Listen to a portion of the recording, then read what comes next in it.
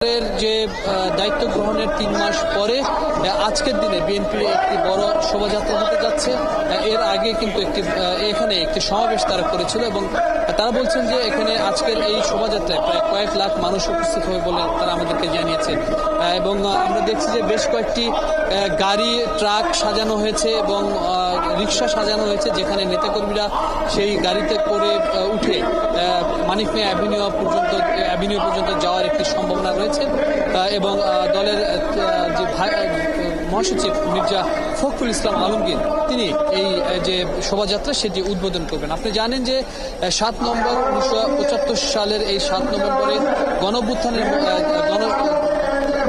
সংহতির মধ্য দিয়ে বিএনপির প্রেসিডেন্ট এবং স্বাধীনতার ঘোষক জিয়াউর রহমান তিনি কিন্তু এই যে বাংলাদেশের দায়িত্ব গ্রহণ করেছিলেন এবং এই নেতাকর্মীরা যেটি